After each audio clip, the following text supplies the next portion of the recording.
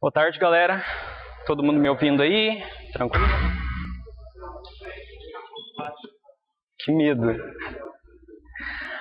Bom, queria falar um pouquinho para vocês sobre por que você deveria aprender Reactive Programming.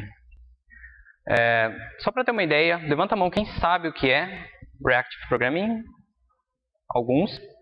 Quem usa no dia a dia? Quase ninguém. Bom, uma dica. Esqueçam tudo que vocês aprenderam sobre programação até hoje. Pega todo o conhecimento que vocês têm, guarda no bolso e abre a mente para aprender um negócio diferente.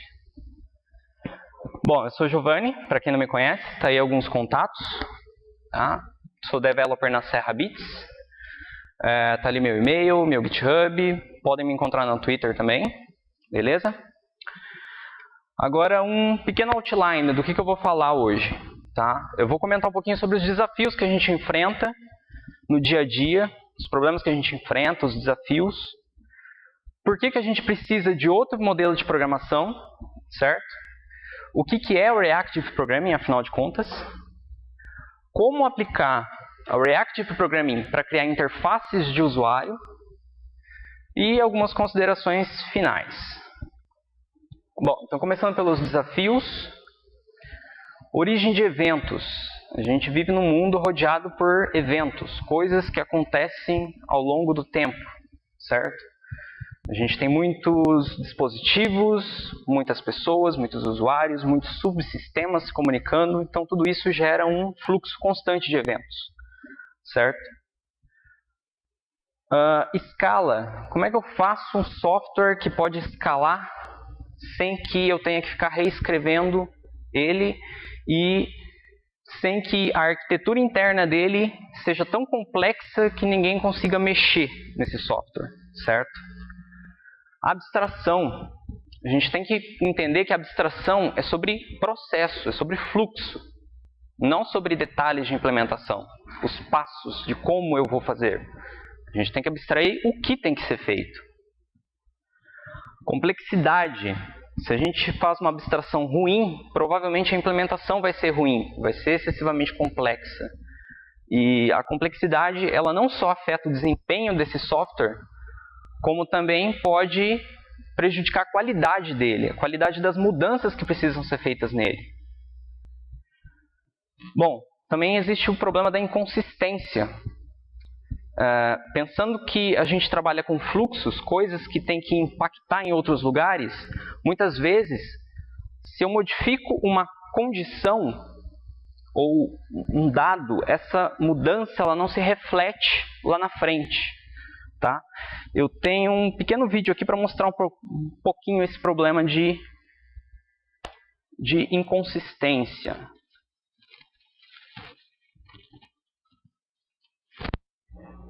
Deixa aqui.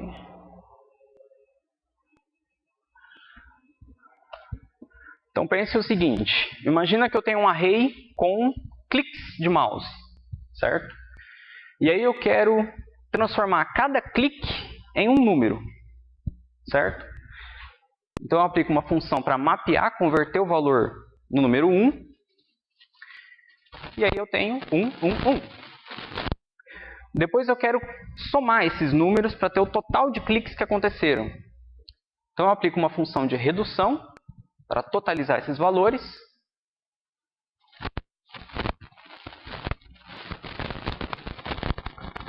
E aí eu tenho 3 cliques. Agora imagina que um novo clique é adicionado naquele array inicial. Agora eu tenho 4 cliques. Só que o meu contador diz que eu tenho 3.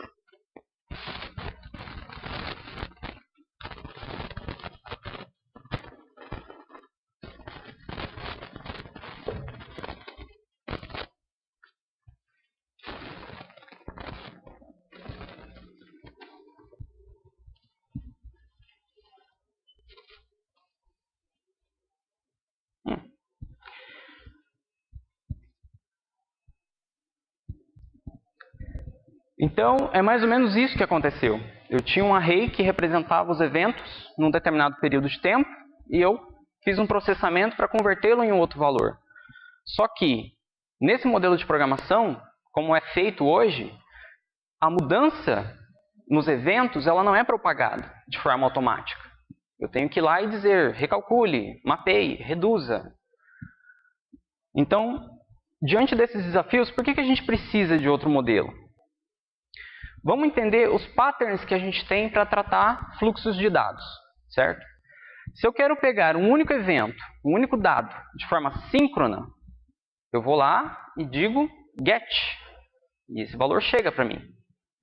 Se eu quero pegar vários valores de forma síncrona, eu posso usar um iterable, iterator, enumerator, enumerable. Tem vários nomes, mas seria um array, uma coleção de eventos que eu posso pegar de forma síncrona. Se eu quero pegar um único evento de forma assíncrona, eu posso usar o future, promise, callback. Tem várias formas de pegar esses valores. Só que, e se eu preciso de uma coleção de dados de forma assíncrona? Quais são os patterns que eu tenho hoje para fazer isso? Bom, multithreads, certo? Eu jogo uma segunda thread para fazer aquele trabalho para mim e trazer um resultado. Só que ele introduz um grande problema, que como é que você controla, você sincroniza threads? E se uma thread tentar escrever num local onde outra thread também está tentando escrever? Então você tem que começar a entender coisas como sincronização, semafores, mutexes, race conditions de memória, e isso tudo são detalhes de como é feito, mas acrescentam muito pouco no objetivo daquele software, certo?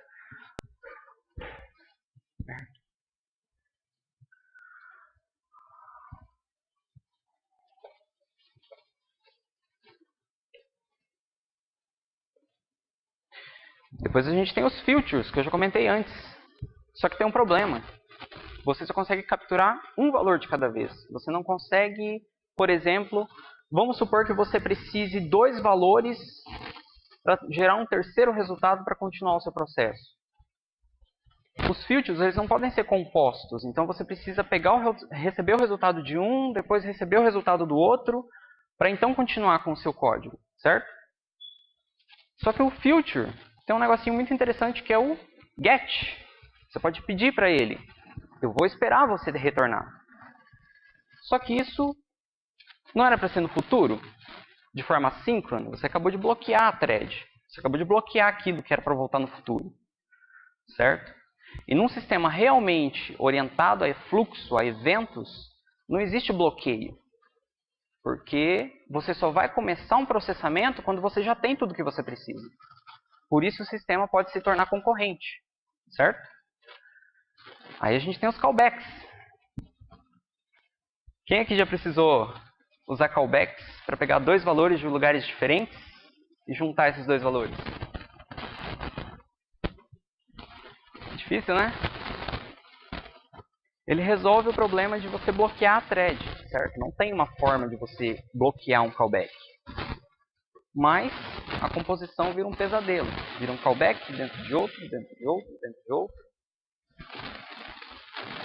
Aí a gente tem as promises. Só que é como ter um cachorro. Ele acha que você jogou a bolinha, mas a bolinha está na sua mão. Ou seja, ele faz um processamento desnecessário, sabendo ou não se você vai usar aquele valor. Quando você cria uma promise, ela já começa a executar, certo? Agora imagina que essa promise seja um processo muito extenso, que demora, sei lá, 10 segundos para executar. E lá na frente, você não usou o valor dela. Ou seja, você fez o computador processar 10 segundos para nada. Agora um pequeno alerta de polêmicas aqui. Vou trazer algumas ideias que são muito verdade para mim e eu gostaria que vocês entendessem um pouco. A responsividade ela é mais importante do que a velocidade. Não importa que o processamento vai demorar, desde que o usuário consiga usar aquele software para fazer outra coisa, ou enfim, deixa ele continuar a vida dele, certo? Não faça ele ficar esperando as coisas. A necessidade é mais importante que a velocidade. A primeira coisa é quando você tem que entender que você chega naquela conclusão, pô, vou fazer isso aqui em background, vou lançar um worker aqui para fazer isso. Antes de ter a certeza de que você vai fazer um worker, usar um worker, você tem que pensar qual que é a necessidade dessa informação. Quando que o meu usuário vai precisar dessa informação? Se é agora, então eu não posso deixar isso para o futuro, certo? Por exemplo, um caso que aconteceu essa semana, em que na Serrabits a gente estava tentando identificar um problema relacionado à duração do tempo de sessão do PHP. E a gente percebeu o seguinte, ele tem um funcionamento interessante. Ele tem um tempo de vida para a sessão. Então a ideia é que quando aquele tempo termina, a sessão seja limpada, eliminada. Só que o PHP ele não vai parar para fazer isso exatamente quando a sessão expira. Ele vai fazer isso quando for oportuno. E a oportunidade ele determina a partir de uma probabilidade. Qual que é a probabilidade de eu precisar limpar as sessões agora? Certo? Por padrão, as sessões duram 24 minutos. E ele tem que limpar a cada 1% das requisições que são executadas. Então, pode ser que executem 100 requisições e na 100ª ele deixa aquela um pouquinho mais lenta e começa a limpar as sessões que expiraram. Certo? Você pode configurar essa probabilidade. Mas isso levanta uma questão interessante, que se aquele servidor PHP ficar 24 horas sem receber nenhuma requisição, ele não vai fazer o sistema, ele não vai parar para limpar as sessões. Ele vai deixar as sessões mortas lá. Ele não precisa matar aquilo naquele momento. Certo? Então ele não fica ocupando espaço na CPU, no processamento da máquina, sem necessidade. Eficiência é fazer menos, não é fazer mais rápido. Se você tem 2 caminhos para resolver um problema, um envolve 2 passos e o outro envolve 20 passos, o de 2 provavelmente vai ser o melhor, porque ele faz menos, certo? Agora, o que é o Reactive Programming? Vamos entender um pouquinho do que é isso. Suspense agora, né? Programação com fluxo de eventos assíncrono. Não esclareceu nada, né? Bom, ele tem um mantra. Tudo é um fluxo. Não importa o que é que você vai fazer, desde que ocorra dentro de um fluxo de eventos. Não é nada novo, certo? Por mais que o termo seja novo, os conceitos envolvidos são bem antigos. Desenvolvidos numa época em que nem tinha máquina suficiente para suportar esse tipo de programação, esse tipo de paradigma. Programação reativa, muitas vezes, ela é confundida com programação funcional, mas na verdade não é a mesma coisa. Tá? Se vocês forem pesquisar, vocês vão acabar tropeçando em um termo que é a Functional Reactive Programming. Programação reativa funcional. Mas você não precisa aprender o paradigma funcional para poder ser reativo. Na verdade, o paradigma reativo ele traz conceitos da programação funcional para um ambiente imperativo, para linguagens orientadas a objetos, procedurais, 3ª, 4ª geração. Ela é baseada em alguns princípios que estão bem explicadinhos lá no Reactive Manifesto. Vamos dar uma olhada neles. Ele é todo orientado a eventos. Tudo é um evento numa linha de tempo. Não existem anomalias, não existem coisas que vão quebrar esse fluxo. Certo? Ela tem que ser escalável. Ela é pensada para escalar bem. Certo? Se existem 10 usuários ou 1 milhão de usuários, o paradigma é o mesmo. Não importa. Ele é resiliente. Os erros, as exceptions, elas são nada mais do que um tipo diferente de evento dentro daquele fluxo. Certo? Não existem coisas como try catch. Você não tem que parar o que você está fazendo para tratar erros. O erro vai seguir o fluxo como todo mundo. Evita problemas de um código quebrar no meio. certo? Você estava lá fazendo um monte de operações no banco e de repente estoura uma exception e a coisa toda fica inconsistente. Volta naquele problema de inconsistência. Nesse caso, não. O erro, ele é parte do sistema. Ele não vai quebrar o seu código. E ele é responsivo. Ele vai responder de forma pronta, de forma ágil, a necessidade de processamento dele, certo? Bom, agora puxando um pouquinho para design patterns. Ele pega 2 patterns existentes como base. Então a gente tem o iterator e o observer. No caso do iterator, você pede o próximo item. Próximo item, próximo item, próximo item. Pense no for, no laço for each, for in, enfim. Você percorre uma coleção de eventos até que esses eventos acabam, esses dados acabam. No padrão observer, é o oposto. É quem produz que te envia o próximo item. Envia o próximo item, envia o próximo item, envia o próximo item, até que não tem como você saber que acabou. Certo? Porque o pattern não diz isso. A diferença básica entre eles é que no padrão observer, o produtor itera você. Ele é que vai ficar te chamando. Agora vamos falar um pouquinho das reactive extensions, as extensões reativas. O que são elas, né? Elas trazem aqueles conceitos que o Reactive Programming ensina de uma forma prática, para dentro de tecnologias que são primariamente imperativas, orientadas a objeto e etc. Elas são um conjunto de funções para criar e manipular os eventos naquele fluxo, certo? Elas são a implementação, a efetivação daquela ideia. E todo esse conjunto de funções, que é bem restrito, são mais ou menos 60, elas são reutilizáveis. Você pode combiná-las e usá-las para modificar o fluxo da forma que você quiser. É multiplataforma. Os conceitos que você aprende de uma linguagem, das reactive extensions de uma linguagem, você pode aplicar em outras. Então não tem que você reaprender várias coisas. O que um operador faz em uma linguagem, ele vai fazer exatamente da mesma forma em outra. Bom, isso começou na Microsoft, com o Eric Meyer. Ele queria trazer alguns conceitos da programação funcional para dentro do C#. Como é que eu torno o C#, que é orientado a objetos, funcional, reativo? Certo? A segunda tentativa que proporcionou a criação das Reactive Extensions como um padrão foi feita lá na Netflix, pelo Ben Christensen. Netflix, o back-end deles é todo feito com Java e o front todo com JavaScript.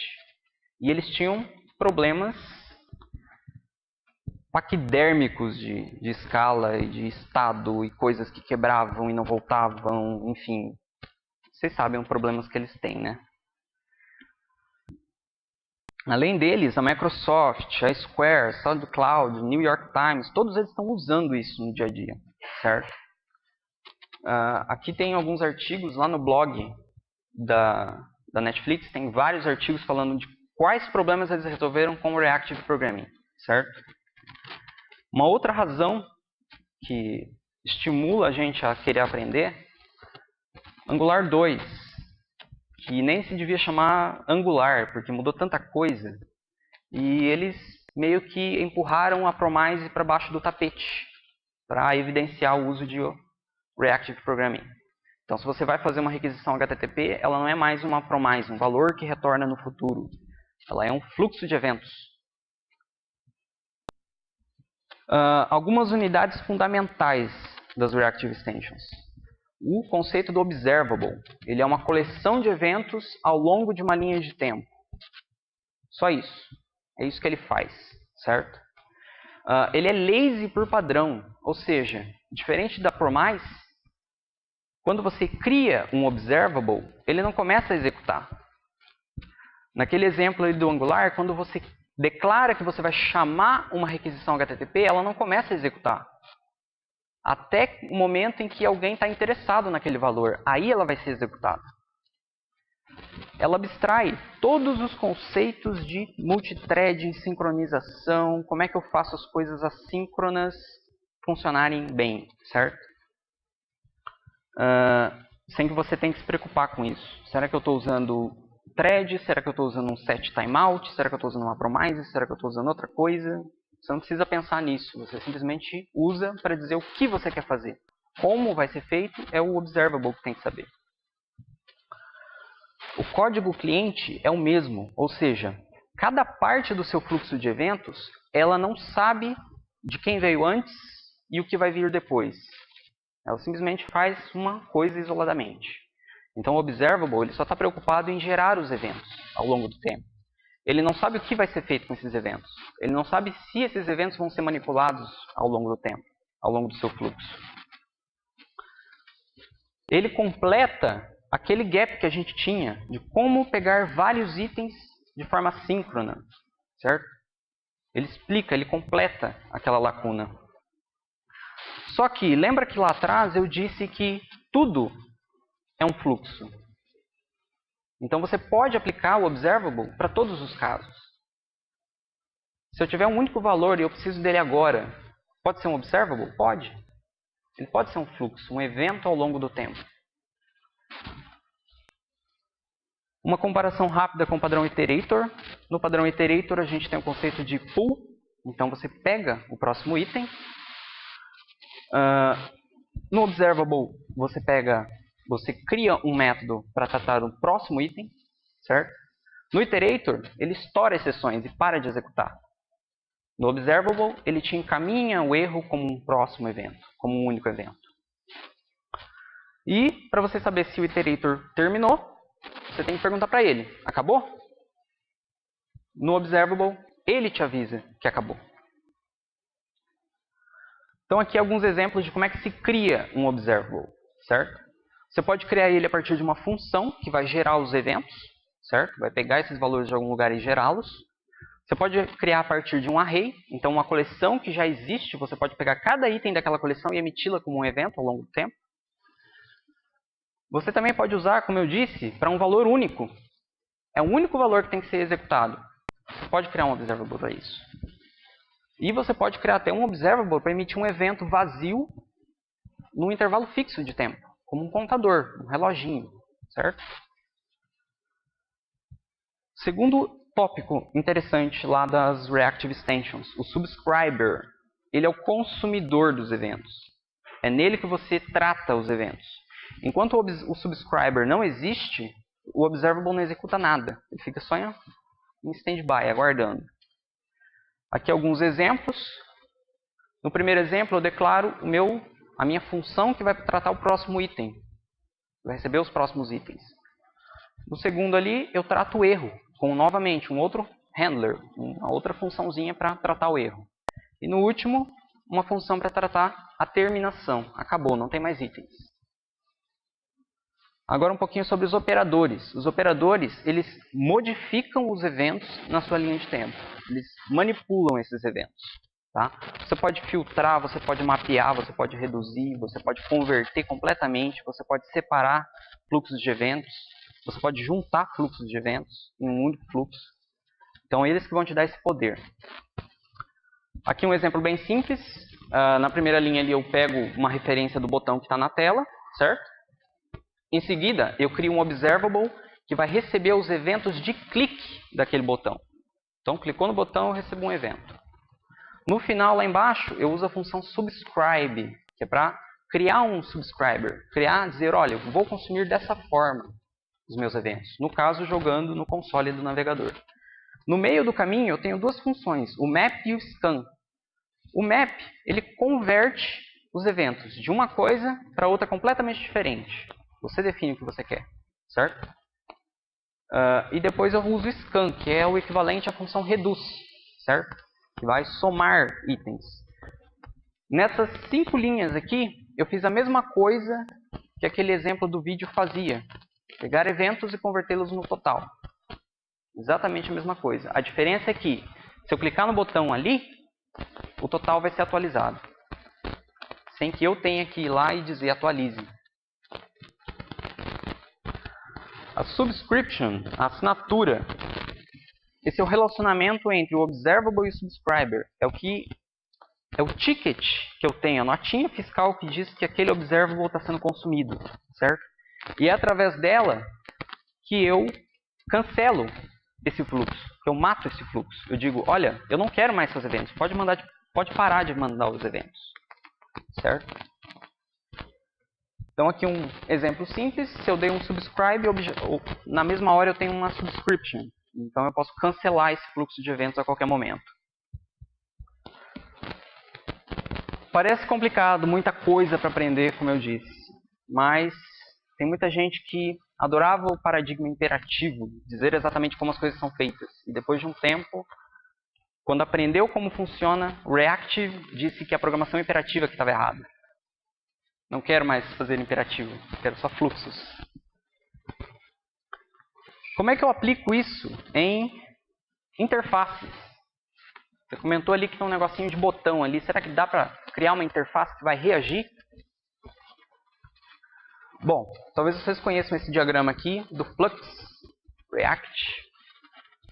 Então é a ideia de você criar um software que tem baseado em fluxo e que o fluxo só segue um único sentido. Então você tem o usuário que vai interagir com o software. Essa interação vai gerar uma ação que é despachada pelo dispatcher. O dispatcher vai dizer o que tem que ser feito com essa ação. Essa ação ela vai provocar uma mudança no store ou no state, enfim, no modelo de dados que tem por trás desse software, que vai provocar uma mudança na view, que depois o usuário percebe. Então, quando você clica num botão, isso vai ser processado pelo software que vai atualizar a visão. O fluxo é explícito, só segue um único sentido e não existe uma forma de você cruzar o fluxo, de você pular passos no fluxo. Ele diz que a interface ela é o resultado de uma função aplicada ao estado.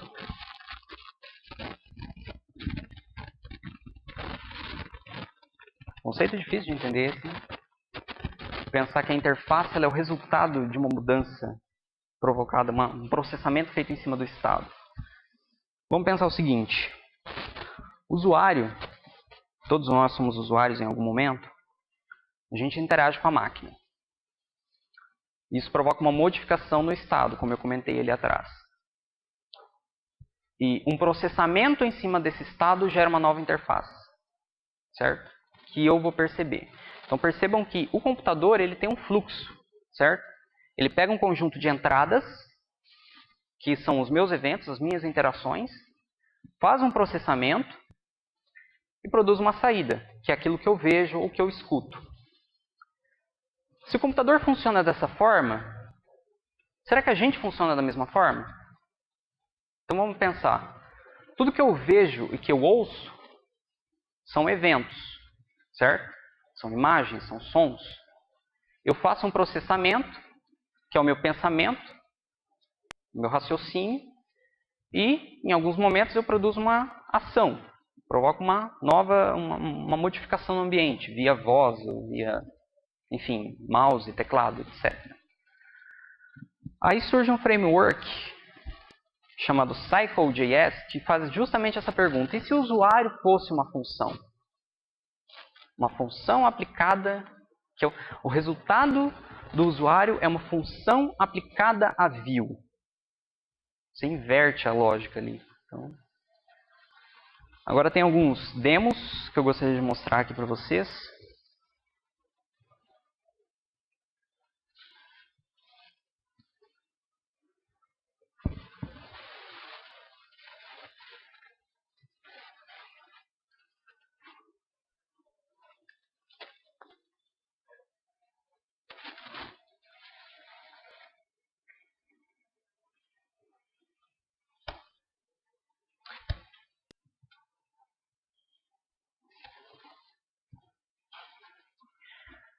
Então imagina que eu vou gerar um observable a partir de um intervalo.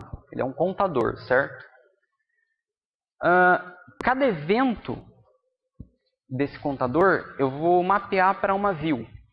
Eu vou gerar uma visão desses eventos. Então eu vou colocar ali uma div, uma span, dizendo quantos segundos passaram.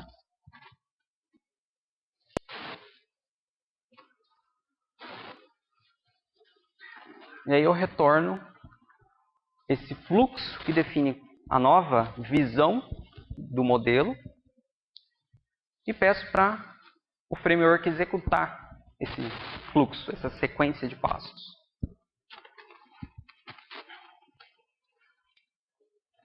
Com 20 linhas de código eu tenho um contador na tela.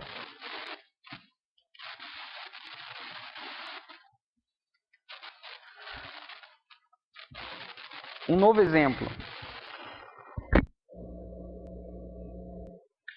Agora eu vou dizer explicitamente que os fluxos vão vir de fora, vão vir de uma fonte externa, certo? No caso, são fornecidas pelo framework. Então eu vou pegar a DOM, né, a estrutura do meu HTML, vou pegar os eventos de clique de um botão, vou novamente mapear esses eventos para um número,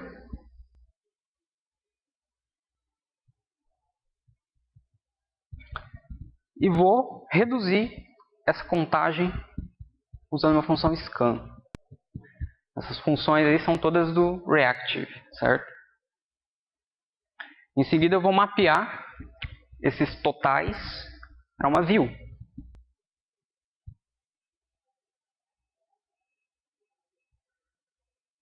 Então eu coloco lá o botão que eu estou pegando lá em cima e o texto.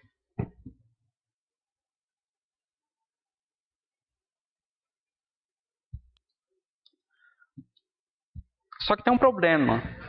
Como é que eu pego os eventos de um botão que eu não criei ainda? O Rx tem um operador chamado startWith. Eu injeto um evento nesse fluxo. E aí eu tenho a minha primeira view que vai refletir a minha interação. Agora vamos colocar um exemplo um pouco diferente. Eu quero 2 botões.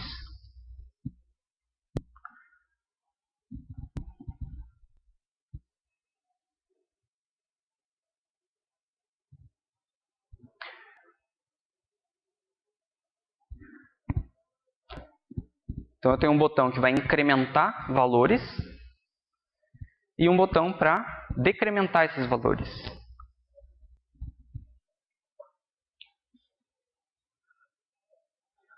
Aí eu uso um operador chamado merge para combinar os incrementos e os decrementos num único fluxo. E depois eu totalizo. No final, gerando uma nova view.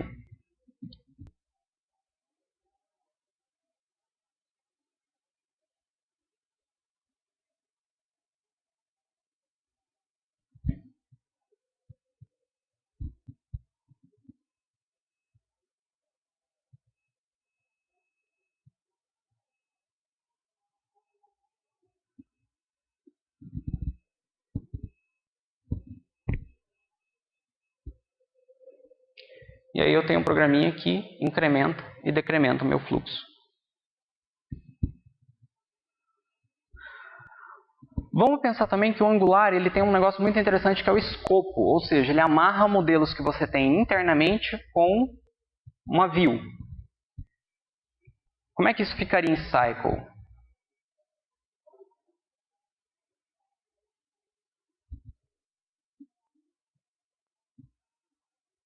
Então eu tenho um campo, eu vou pegar o valor desse campo ao longo do tempo, cada valor é um evento. Eu vou criar um fluxo, injetar um valor vazio para ele gerar a primeira visão, certo? Em seguida, eu vou criar um markup, uma view ali em cima daquele fluxo.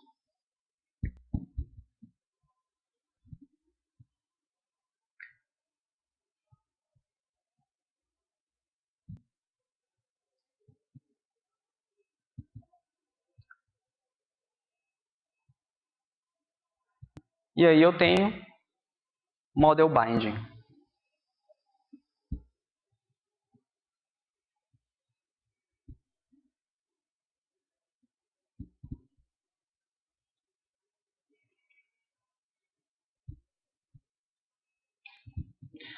Beleza. Esse framework tem apenas 2 conceitos para você aprender. A função run, que é a única função que você chama, e os drivers. Certo? Apenas isso. A única coisa que você tem que programar é o que vai ser feito no seu fluxo de dados. Só isso. Ele é muito mais simples. Não existem scopes, não existem digest, não existe service, controller, classes, components, não tem nada disso. É só um fluxo de dados, fluxo de eventos. Inclusive, ele lida bem com web áudio. Você consegue produzir saídas de áudio. Você consegue produzir saídas que são requisições HTTP e receber retornos nesse fluxo. Tudo são fluxos, certo? O que dá habilidades para esse framework são os drivers, certo? E tem gente usando em prod. Tem gente que usa no dia a dia para resolver problemas, certo? E como o autor do framework diz, Cycle é um jeito estranho de você aprender a programar. É estranho e desafiador. Tá, Giovanni, mas o que o Reactive Programming tem a ver com React? Aquele framework que todo mundo fala. Eu não vou comentar sobre o React hoje, sinto muito. Para compensar, eu vou trazer um pequeno demo. Quem aqui tem problema com debug? Um erro aleatório aconteceu no software. Eu tenho que descobrir o que aconteceu.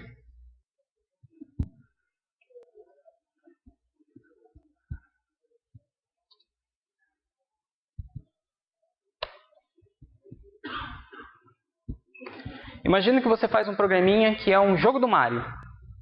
Só que alguma coisa estranha acontece. Ele está pulando de um jeito errado. Não era para ele pular desse jeito. Imagina agora que você tem como gravar os eventos nessa linha de tempo e retroceder.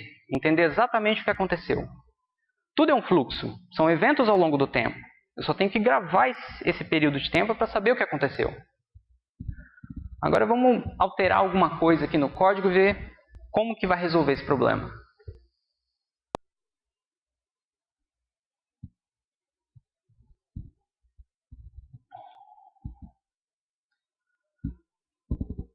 Agora, geralmente, como é que a gente faz pequenas mudanças no código para saber se elas funcionaram? A gente vai lá, modifica o código e tenta executar a mesma sequência de passos, os mesmos eventos. E se a gente pudesse modificar o código e dar um replay na linha de tempo?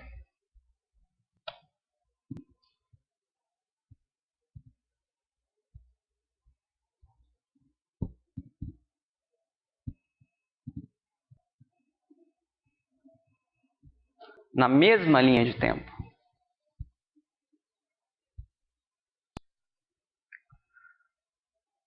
Executar o mesmo código com as mesmas ocorrências, os mesmos eventos. Legal, né?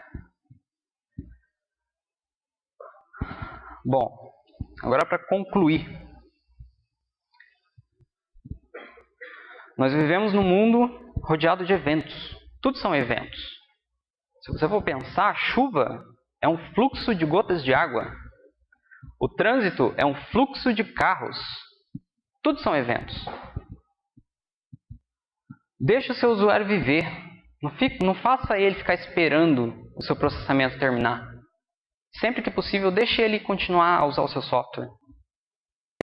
Você pode viver sem dizer exatamente como as coisas são feitas, simplesmente dizendo o que tem que ser feito. Reactive Programming aumenta bastante o nível de abstração. Então você pode abstrair somente o processo, o que tem que ser feito, e não como. Ele cuida de como. E ele cuida de fazer as escolhas corretas para cada cenário. O Observable é somente uma coleção de eventos, erros e um sinal de terminação. Só isso, ao longo do tempo. Não existem anomalias, não existem coisas que estouram, não existem coisas que escapam do controle, certo? Tudo é um evento e tudo é um fluxo. O que você precisa aprender? O Observable, Subscriber, que é o consumidor dos eventos, os operadores que modificam o fluxo, modificam os eventos nessa linha de tempo, E a subscription para você controlar quando você não quiser mais aqueles eventos.